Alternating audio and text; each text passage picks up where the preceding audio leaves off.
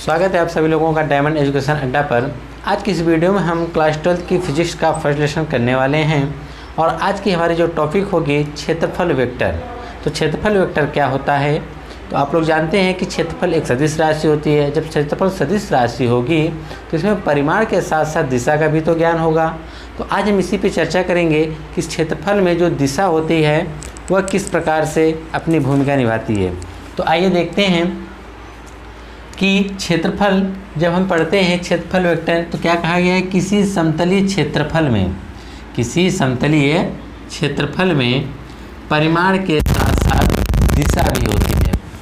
किसी क्षेत्रफल में परिमाण के साथ साथ क्या होती है, दिशा भी होती है। और क्षेत्रफल की जो दिशा होती है क्षेत्रफल पर बाहर की ओर खींचे गए अभिलंब की दिशा में होती है। कहने का मतलब क्या है कि अगर कोई क्षेत्रफल है, मान लीजिए एक समतल क्षेत्रफल है, ठीक। अब इस पर हम यह मार्कर रख रहे हैं, ठीक है ना। जब इस पर यह मार्कर रखेंगे तो यह मार्कर इस समतलीय क्षेत्रफल पर अभिलंब का कार्य करेगी और इसकी जो दिशा होगी कहाँ होगी, बाहर की तरफ होगी, नहीं यह उभरे इस दिशा में होगी। इसी चीज़ को बताया गया है कि क्षेत्रफल पर बाहर की ओर खींचे गए, इसकी खींचे गए अभिलंब की दिशा में होती है, यानी यह बाहर की तरफ होती है।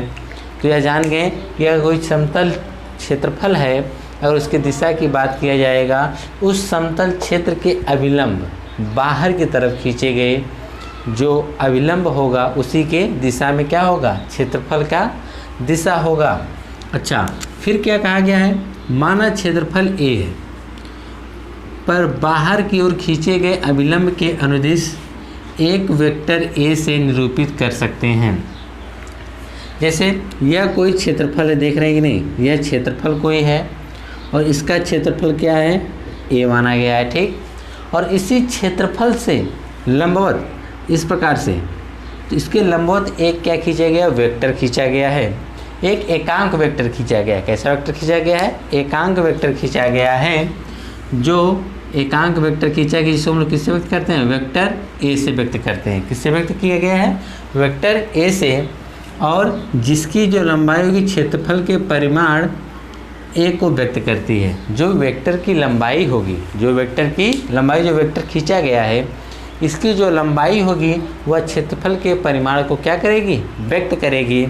और हम कह सकते हैं जब परिमाण को व्यक्त करेगी तो वेक्टर ए बराबर एन कैप इंटू ए।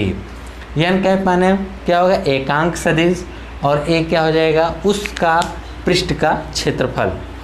और हम कह सकते हैं कि जहाँ एन कैप बाहर की ओर खींचे गए अभिलंब के अनुदिश वेक्टर है, बाहर की ओर खींचे गए अभिलंब की क्या है, अनुदिश वेक्टर है। अनुदिश का मतलब क्या हो गया कि समतल पर जब आप बाहर की तरफ लंब खींचेंगे इस दिशा में, और इसी दिशा में ही क्या होगा, क्षेत्रफल की दिशा होगी, और इसी दिशा में ही क्या होगा, एकांक सदिश होगा।